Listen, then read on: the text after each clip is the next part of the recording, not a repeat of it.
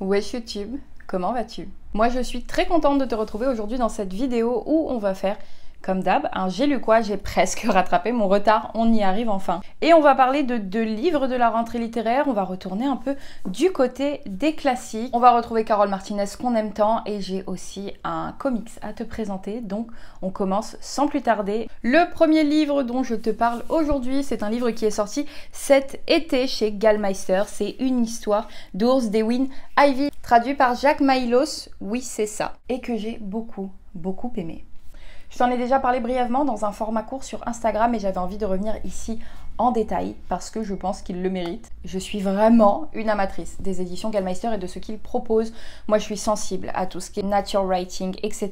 Et c'est quelque chose qui est très présent dans les textes qu'ils proposent et celui-ci ne déroge pas à la règle puisqu'on est ici dans le fin fond de l'Alaska avec Birdie qui se démène en bossant dans un petit bar pour essayer d'élever du mieux qu'elle peut sa petite fille de 6 ans. Elle enchaîne un peu les histoires sans lendemain jusqu'au jour où elle tombe sur Arthur, un jeune homme du coin qui l'intrigue fortement. Il est mystérieux, il est discret, et encore discret le mot est faible, il est même taciturne. Elle ne peut se l'expliquer mais quelque chose l'attire terriblement chez Arthur, de qui elle va rapidement tomber folle amoureuse. Elle va alors tout plaquer sauf sa fille, quand même, pour partir vivre avec lui dans son espèce de cabane à des dizaines de kilomètres de toute civilisation, pour enfin vivre son rêve, cette vie de liberté, d'amour et d'eau fraîche. Sauf qu'elle ne se doute pas de ce à quoi elle va être confrontée. Parce qu'Arthur, sous ses airs mystérieux, cache quelque chose. Une part sombre que même l'amour ne peut dompter. Bon, forcément, je te dis, nature omniprésente, luxuriante, foisonnante, enveloppante et même un peu menaçante. Moi, ça me parle. J'adore ça. Ici, c'est exactement l'ambiance dans laquelle on est. On sent qu'Ewin Ivy aime cette nature et qu'elle prend plaisir à la raconter et donc on prend plaisir à la parcourir avec elle. C'est très bien écrit. Tu sais que j'aime les très belles écritures et j'aime aussi celles qui, sans fioriture, arrivent à vraiment saisir l'essence des choses, l'importance à souligner et qui le font à merveille. C'est tout à fait le cas ici. Ces descriptions sont extrêmement sensibles. On y est, on s'y croit, on ressent tout. Je te dis, oui, cette plume, elle est sensible, elle est douce, elle est fluide, un peu liquide, ça n'a pas de sens, organique, je dirais.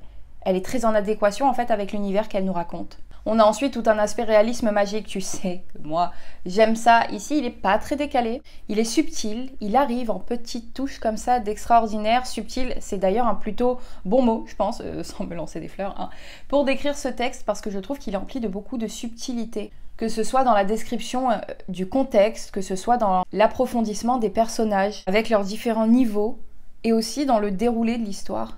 On va pas se mentir, à des moments, la Birdie, elle m'a un petit peu tendue à vouloir vivre un peu sa best life à la Robinson, là, au milieu de nulle part. Et en même temps, j'ai compris ces sentiments qui la traversent et qui l'habitent parce qu'ils sont tellement humains et tellement vrais, en fait. Ils sonnent très vrais. Mais par contre, qu'est-ce que j'ai aimé la petite Emmaline. Elle est drôle, elle est intelligente, elle est ultra touchante. On voit une partie de l'histoire à travers ses yeux.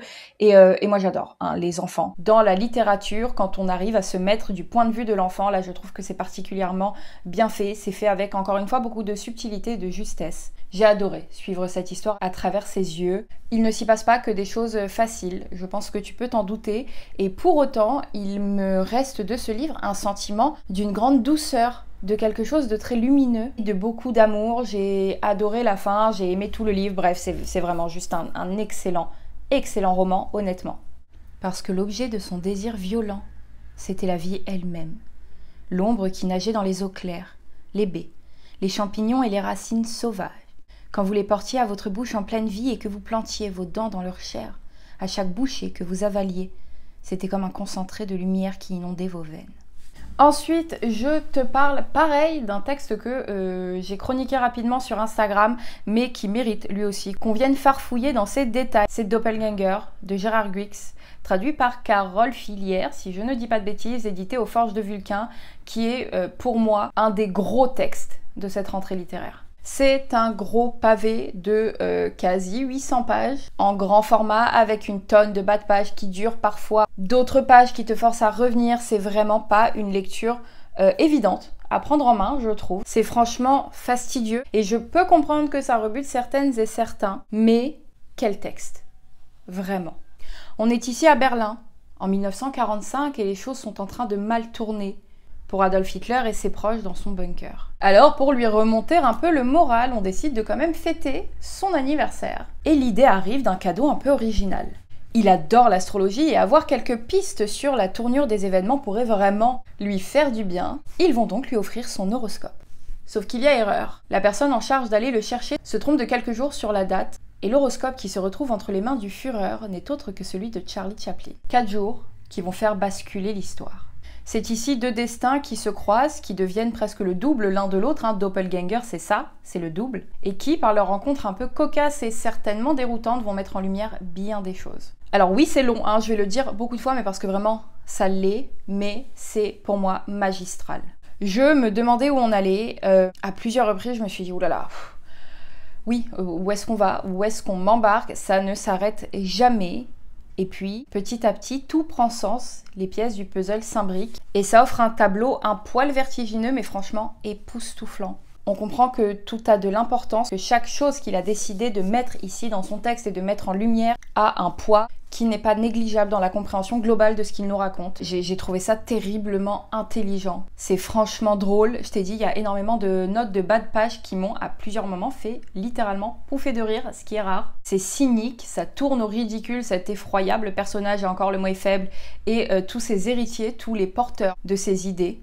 C'est, je pense, des rappels qui sont plus essentiels que jamais, d'autant plus que on comprend dans le sous-texte bien des clins d'œil à l'actualité. On est obligé, en lisant ce texte, de penser au dictateur de Chaplin parce que ça en a à des moments le goût. Je suis ultra impressionnée par le travail qu'a fourni l'auteur pour ce texte. C'est franchement titanesque. Parce que dans cette histoire inventée, il y a énormément de réel, énormément de faits avec des personnages qui ont réellement existé. Tout ça est détaillé d'une manière qui est vraiment, franchement impressionnante. Je me répète, mais parce que je trouve que c'est un texte qui est terriblement impressionnant. Je trouve ça même assez fou, honnêtement, de réaliser quelque chose de cette ampleur-là. Et presque, je trouve ça dommage que le texte soit aussi long et donc un peu rebutant parce qu'il est tellement intelligent et tellement important, et en même temps, encore une fois, à tête refroidie et après l'avoir refermé, je pense sincèrement que tout est essentiel dans ce roman, à la construction de celui-ci et à la bonne compréhension de tout ce qu'il soulève. Évidemment, tu te doutes, du fond de tout ça, il y est question d'extrémisme, du glissement vers le totalitarisme et vers l'horreur, et du spectre encore bien trop présent de cet homme et de ses idées, et ce vers quoi dangereusement et plus que jamais on tend. J'ai adoré, j'ai trouvé ça particulièrement pertinent, qu'il rappelle tout le long du texte que quand on donne trop de pouvoir, d'importance, de poids à un clown, le monstre, lui, n'est jamais bien loin. J'ai beaucoup hésité à quel extrait te lire, de peur qu'il en dévoile trop, mais en même temps, ça ne dit pas grand-chose du texte, donc je t'en lis quand même un si tu n'as pas envie de l'entendre, de peur d'entacher ne serait-ce qu'un peu ton expérience de lecture. Je te laisse skipper, t'as le timecode en bas de la vidéo, mais voilà, petit disclaimer. Soudain, venue de nulle part, résonne une mélodie bien plus stridente et désagréable que toutes les sirènes anti-aériennes réunies. Adolphe ouvre les yeux, tout en se redressant comme si une poulie soulevait son torse, et s'assoit dans son lit. Pose lourdement ses pieds par terre comme si son corps maigrichon, malade et faible avait doublé de volume du jour au lendemain. Interloqué, il regarde ses cuisses rondes, l'horrible peau d'orange qui les recouvre, les stries qui les parcourent tels des fleuves et leurs affluents. Ses pieds rondouillés eux aussi sont semblables à ceux d'un petit cochon. Les cheveux sont couleur paille, presque blancs, très fins, semblables au plumage d'un poulet ou plutôt d'un canard, avec ce grand toupet qui barre son front de gauche à droite, une perruque peut-être. Sans plus attendre, il ouvre les portes de la grande armoire derrière le miroir où il a longuement observé sa nouvelle apparence. Perplexe, il découvre que sa garde-robe se compose uniquement du même costume bleu marine. Il y a là des dizaines de costumes bleu marine à la coupe identique, et des chemises blanches, tout aussi nombreuses, ainsi que des cravates d'un rouge éclatant, une pour chaque costume et chemise. Et il se saisit d'une Rolex posée sur la table de nuit et découvre, lorsqu'il la place sur son poignet, qu'elle porte des initiales gravées. Dépointées. Ce livre-ci, je t'en avais parlé dans ma vidéo Book Haul, il me semble, la dernière ou celle d'avant, je ne sais plus, bref, peu importe. Tu sais que j'ai adoré Le cœur cousu de Carole Martinez, je pense que j'ai un peu saoulé tout le monde avec, et c'était une évidence que je lise un jour un autre de ses textes, et quelle ne fut pas ma joie quand j'étais tombée en boîte à livres sur Du domaine des murmures. J'attendais juste le bon moment pour m'y lancer. J'ai pas lu en fait le résumé, clairement, quand je me suis lancée dedans. Et bien que ce texte m'ait moins touchée que Le cœur cousu, ça reste une excellente découverte. On est en 1187, en plein Moyen-Âge, et le jour de son mariage, juste devant l'autel, Esclarmonde, 15 ans, dit non, puisqu'elle refuse de se marier et décide de s'offrir entièrement à Dieu. Elle va donc être emmurée dans une cellule collée à la chapelle de ce château, avec pour simple accès sur l'extérieur une petite fenestrelle avec des barreaux. Ce qu'Esclarmonde ne sait pas, c'est qu'au-delà de sa foi et de sa petite personne, autre chose est entrée avec elle dans cette cellule. J'ai retrouvé ici l'écriture de Carole Martinez que j'aime tant. En voilà une qui fait un peu des fioritures, qui entortille ses mots et n'a pas peur de les enrouler de poésie et d'images, mais d'une manière que je trouve juste délicieuse. Je trouve que c'est une autrice qui a quelque chose dans sa façon d'écrire qui est sensuelle, qui est, oui, encore une fois, poétique, qui est presque mystique, en fait. J'ai l'impression presque qu'elle écrit des contes et qui planent un peu au-dessus de nous, et c'est d'autant plus le cas ici, où l'histoire prend tellement corps et d'une manière tellement singulière qu'on en finit presque par croire que c'est vraiment arrivé et que c'est réel. Le personnage d'Esclarmonde est particulièrement intéressante dans toutes ses nuances, dans toutes ses facettes. Elle est profonde, elle est humaine, elle est intense dans ce qu'elle fait, dans ce qu'elle est, dans ce qu'elle choisit d'être. J'ai beaucoup aimé aussi le développement des personnages secondaires qui prennent vraiment leur importance et qui ont une vraie part en fait dans cette histoire et qui sont vraiment intéressants aussi à suivre. Il y a toute une question bien sûr sur le rapport à la foi et toute la complexité de ce qu'il englobe ici. Le rapport au monde, qui tu te doutes devient bien singulier quand on décide de quasiment s'en couper, de l'acceptation, de tout ce que ce mot peut englober et aussi de la féminité. Parce que je trouve que ce texte dit beaucoup de la femme de cette époque, de cette femme emmurée, coupée du monde, et qui pourtant semble presque plus libre que toutes les autres. Et ouais, je trouve que vraiment la complexité de sa situation, dans laquelle elle-même s'est mise, et de plein gré, elle est très bien creusée, très bien approfondie, pas juste facile, c'est compliqué, c'est hyper dur pour elle à vivre. Et tout ça, on le ressent, on le vit, on l'entend, et c'est juste... Elle est très forte, moi je trouve, Carole Martinez. Et je reviens vite fait sur son écriture, parce qu'il y a quelque chose que je trouve ultra séduisant chez elle, c'est qu'elle a, je trouve, presque la voix d'une conteuse, mais dans la vieille tradition. Il y a un onirisme un peu planant qui s'en dégage, je trouve que c'est franchement hypnotisant, et ouais, j'ai l'impression qu'on me raconte un vieux conte qui aurait traversé les âges, et j'adore ça. C'est une ode à la vie et à la liberté, à cet énorme paradoxe. Carole Martinez a une facilité à trouver une voix qui continue à murmurer à nos oreilles bien après la fin du livre, et ça c'est assez fantastique.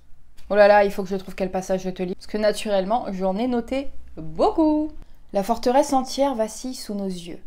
Car ce château n'est pas seulement de pierres blanches entassées sagement les unes sur les autres, ni même des mots écrits quelque part en un livre, ou une feuille volante, dissimulée de ci, de là, comme graines. Ce château n'est pas de paroles déclamées sur le théâtre, par un artiste qui userait de sa belle voix posée et de son corps entier comme d'un instrument d'ivoire, non. Ce lieu est tissé de murmures, de filets de voix entrelacées et si vieilles qu'il faut tendre l'oreille pour les percevoir, de mots jamais inscrits, mais noués les uns aux autres, et qui s'étirent en un chuintement doux. Le monde en mon temps était poreux, pénétrable au merveilleux. Vous avez coupé les voix, réduit les fables à rien, niant ce qui vous échappait, oubliant la force des vieux récits. Vous avez étouffé la magie, le spirituel et la contemplation dans le vacarme de vos villes, et rares sont ceux qui, prenant le temps de tendre l'oreille, peuvent encore entendre le murmure des temps anciens, ou le bruit du vent dans les branches. Mais n'imaginez pas que ce massacre des contes a chassé la peur, non. Vous tremblez toujours, sans même savoir pourquoi. Autre livre de cette rentrée littéraire que je te présente aujourd'hui, c'est Peau d'ours de Grégory Le Floch chez les éditions du Seuil.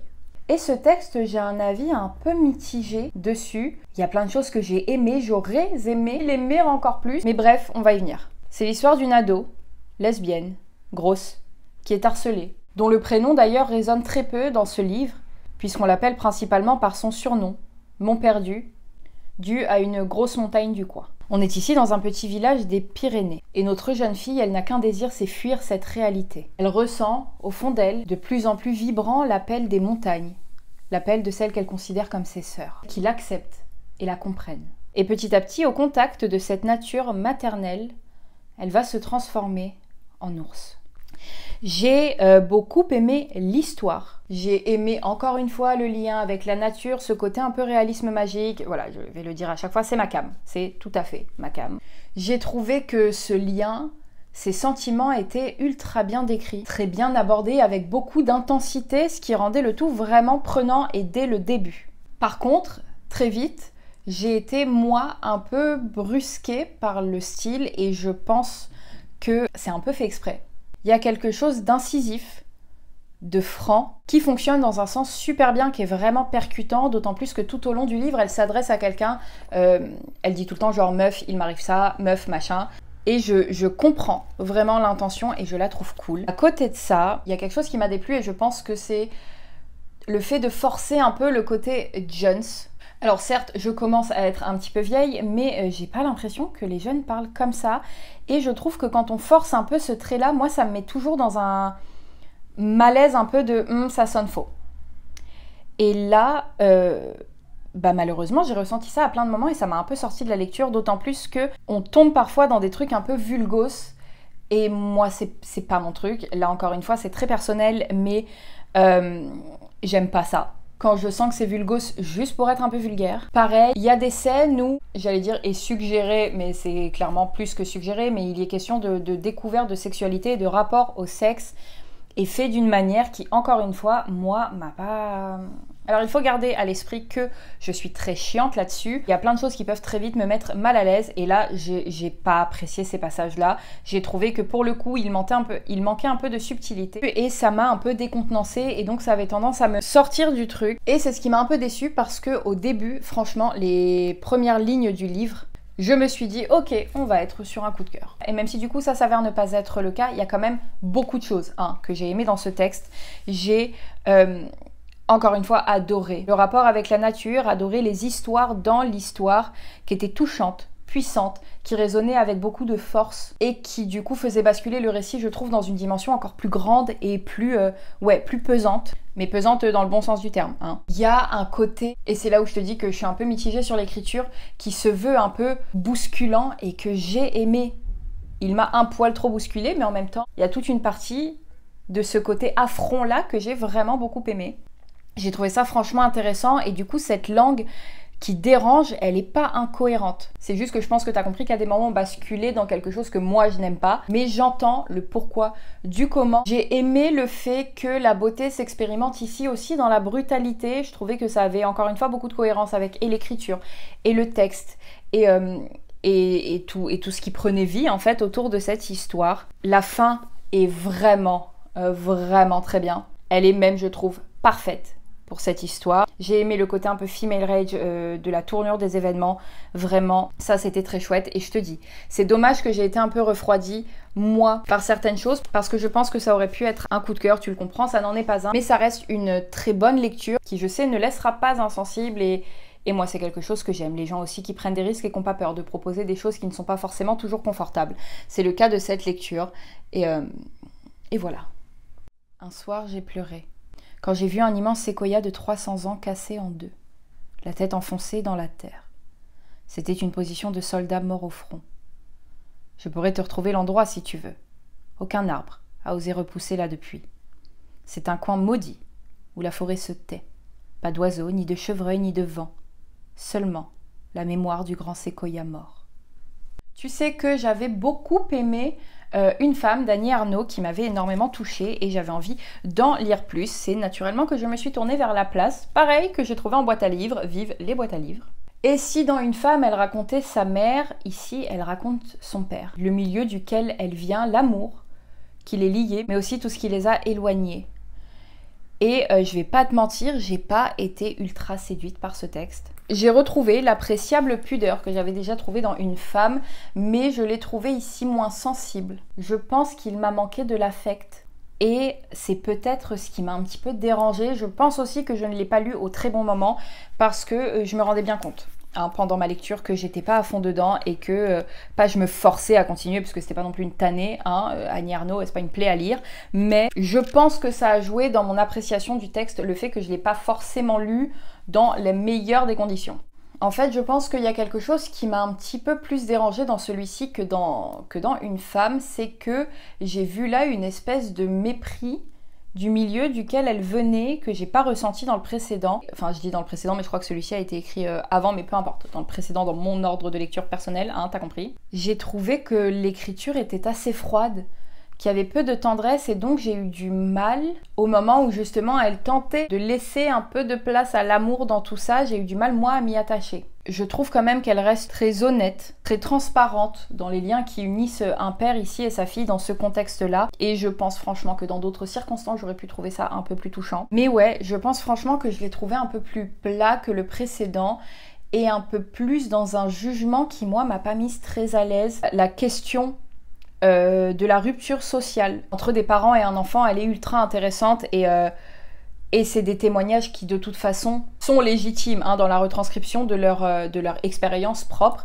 Maintenant, moi, à titre personnel, j'ai été moins convaincue et ouais, il m'a moins touchée que le précédent. Je suis quand même contente de l'avoir lu et ça ne me freinera pas dans mon envie de découvrir autre chose d'Annie Ernaux. C'est pas parce que celui-ci m'a laissé un peu plus perplexe que je l'ai trouvé atroce, hein, non, bien au contraire. Mais tu le comprends, je suis pas ultra emballée. Et pour finir, on va parler d'un graphique, parce que ça fait un petit moment, j'ai reçu de la part des éditions Delcourt Duck and Cover, qui est un comics de Scott Snyder, Raphaël Albuquerque et Marcelo Maiolo. Alors, est-ce qu'on a quelque part la traduction? Parce que dans les graphiques, c'est pas évident à trouver. Et c'est traduit par Jacques Collin. L'histoire, elle s'ouvre en 1950 en pleine menace nucléaire, la guerre froide, tout ça, tout ça. Et aux États-Unis, on apprend aux élèves à se cacher en cas d'attaque nucléaire avec un film éducatif qui leur est diffusé et qui s'appelle Duck and Cover. Quelques années plus tard, alors qu'on suit un groupe d'étudiants, le pire se produit. On est en 1955 et une bombe atomique vient de frapper les États-Unis. Une poignée de survivants va alors devoir essayer de s'en sortir dans cet univers post-apocalyptique duquel va surgir d'étranges créatures. Ça se lit ultra bien. Je suis pas une grande fan des comics, c'est un univers que je découvre et que je prends plaisir à découvrir, mais du coup, on va pas se mentir, je pense ne pas avoir tous les codes. Graphiquement, j'ai trouvé ça extrêmement puissant, c'est vibrant, c'est terriblement entraînant, c'est très coloré, c'est très explosif, ça a quelque chose, ouais, qui captive en fait l'œil avec une grande aisance et j'ai trouvé ça ultra appréciable. Je pense que c'est le genre de graphique qui plaira vraiment aux aficionados du genre parce qu'il a un côté SF rétro ultra cool, que ce soit dans le déroulé de l'histoire, le côté un peu what the fuck, les personnages qui sont franchement très caricaturaux, mais qui répondent à des codes, je pense, de ce genre de proposition. Moi qui suis novice, et tu le sais, dès qu'on est un peu trop dans... Il y a plein d'actions des personnages, oh my god, qu'est-ce qui se passe? Mon cerveau bug. Et là, ça a été un petit peu le cas, je vais pas te mentir, j'ai été paumée à quelques moments, parce qu'il y a vraiment beaucoup d'actions, et que pour moi, c'était un peu confusant. Est-ce que c'est un mot? Confusing, confusant, on va dire que oui. Par contre, du coup, on n'a pas le temps de s'ennuyer, il y a des rebondissements tout le temps, rebondissements auxquels on ne s'attend pas, dont certains qui donnent une dimension encore plus intéressante, je trouve, aux événements, genre quelles sont les intentions, en fait, derrière tout ça, et derrière cette attaque nucléaire. Moi, ce qui m'a vraiment plu, principalement, c'est le côté un peu too much, vieillot, encore une fois rétro, mais qui fonctionne beaucoup trop bien quoi. Ça fait penser à un vieux film d'action qui aurait un peu mal vieilli parce que les cascades elles seraient pas ultra réalistes et qu'il y aurait certains dénouements tirés par les cheveux, mais devant lequel tu prends un plaisir monstre.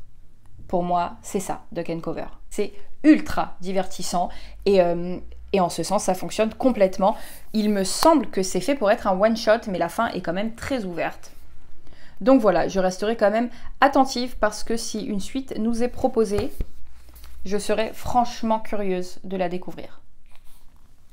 C'est tout pour aujourd'hui, c'est déjà pas mal je pense. N'hésite pas à me dire si tu as lu certains de ces livres, je suis ultra curieuse d'avoir ton avis par exemple sur Duck and Cover et principalement sur Peau d'ours. Voir un peu si je suis la seule à avoir été un peu perturbée ou pas. Je l'avais fait sur Insta dernièrement, mais du coup je vais le faire un peu ici. N'hésite pas à me dire aussi le genre de vidéo que tu préfères voir sur ma chaîne ou le genre de vidéo que tu aimerais voir, que ça me donne des idées. C'est toujours bon à prendre. En tout cas, je te remercie d'avoir passé ce moment avec moi et je te retrouve la semaine prochaine pour une nouvelle vidéo.